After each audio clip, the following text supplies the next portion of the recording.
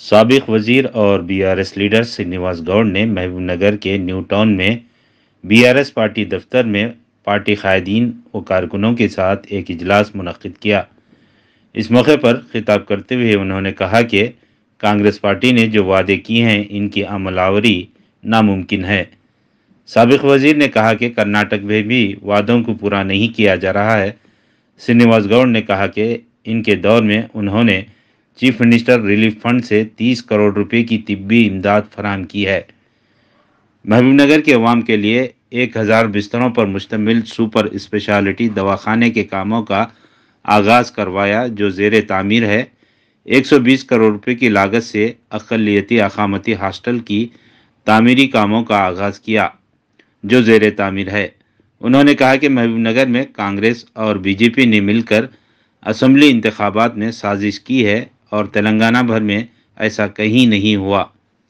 साबिक वजीर ने कहा कि अपोजिशन पार्टियों की जानिब से इन पर लगाए गए इल्ज़ामात की मजम्मत करने में वो थोड़ा पीछे हो गए।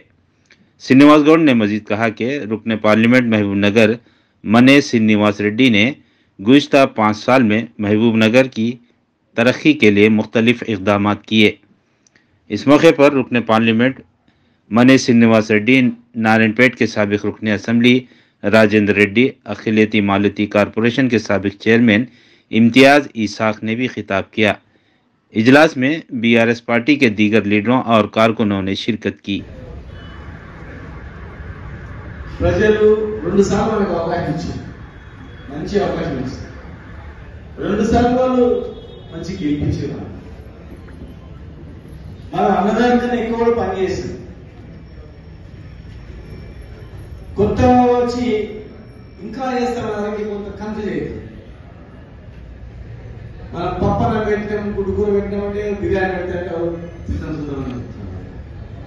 మేము 2000 ఇస్తాం, 4000 ఇస్తాం కానీ మంచిదే కదా.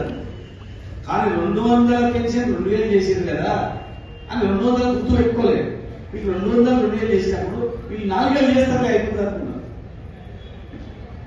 అట్లా అనేక రకాల హామీలు మనం రుణమాఫీ చేస్తూ వచ్చాం. ఎక్కడ రేపే రుణం తీసుకోండి, 9 తారీఖు సంతకం పెట్టేస్తా, మొత్తం మాఫీ అయిపోతే ఇప్పుడు బ్యాంక్ ఎక్కువ వెళ్ళిపోయాను అన్నారు. అదే కదా బాగుంది, పోయి బ్యాంక్ కోసం 2000 తీసుకోవచ్చు, 2 లక్షలు తెచ్చుకుంటే 9 తారీఖే కదా, 15 రోజులే కదా, 15 రోజులు అయిపోతుంది అని అన్నారు.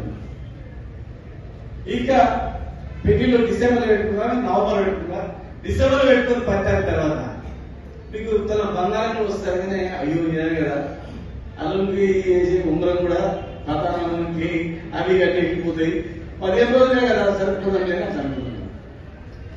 ఇక మా మహిళలకు ఎంతమంది ఆడాలంటే అంతమంది పెన్షన్ ఇస్తాం అనగానే మా అమ్మ చూసుకుని మా అక్క చెల్లెలు అమ్మ మా ఇంటి దగ్గర కదా 20,000 వచ్చాయి, ఏం పని చేసుకోకుండా మా ఇంటి బతుకోవచ్చు కదా, పోతే పోలే అని అనుకున్నాను.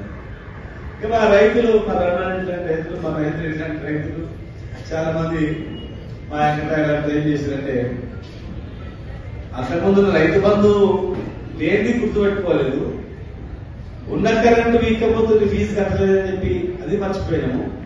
వీళ్ళు 10,000 నుంచి 14,000, 4,000 ఎక్కువ రాబట్టే కదా.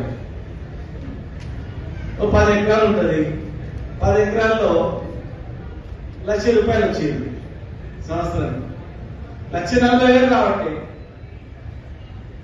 ఇక ఊర్లో దూరం ఉన్న వాళ్ళు ఏం చేస్తారంటే మా చెన్నై ఇట్లాంటి వాళ్ళు దూరం ఉన్న వాళ్ళు ఊర్లోకి వచ్చి 50 ఎకరాలు 30 ఎకరాలు ఉంటే ఓ 40 ఎకరాలు లేదా 10 ఎకరాలు ఉన్నాయని 5 ఎకరాలు పాలకి ఇచ్చేది, 5 ఎకరాలు పంట పండించేది. పాలకి ఇచ్చిన రైతు బంధు వాడేది, పాల పేదలు వచ్చేవి, ఈయనకు వచ్చేవి, బాగానే వస్తుంది అనుకున్నాను. ఇట్లా జరుగుతుందని తెలియదు కదా. ఇప్పుడు అంతా అయిపోయింది. ఇప్పుడు చేతులు లేక ఏదో ఆకులు పట్టుకున్నట్లు అయిపోయింది పరిస్థితి. సరే పబ్లిక్ అంటే కొత్త ప్రభుత్వం కనుక ఎక్స్పెక్ట్ చేద్దాం, మనం కూడా అవి అమలు కావాలని కోరుకుందాం, వాళ్ళు అమలు చేయడం కోరుకుందాం. 100 రోజుల్లో చేస్తామన్నారు కదా, 100 రోజుల్లో గోపుకు పడతాం, చూద్దాం, చేస్తే సంతోషం. ఇవన్నీ అమలు చేస్తే మనం కూడా ముఖ్యమంత్రి గారికి ప్రభుత్వానికి కృతజ్ఞత చెప్పేద్దాం. ఇవన్నీ అమలు చేసేందుకు మాకు కావాల్సింది తెలంగాణ మంచిగా రావాలి. కేసీఆర్ గారు మేము కానీ కొట్లాడి చేయకపోయి తెలంగాణ తెచ్చుకున్నది, తెలంగాణ బాగుపడాలని తెచ్చుకున్నాం. మేము తెచ్చుకున్న పరిపాలనలో తెచ్చుకున్న తెలంగాణలో మాకన్నా ఇంకా మీరు మంచి చేస్తే అంతకన్నా సంతోషపడవాలి, మాకన్నా ఇంకా ఎక్కువ ఎవరు లేరు, హ్యాపీ అని చెప్తారు. మరి అమలైతే లేదంటే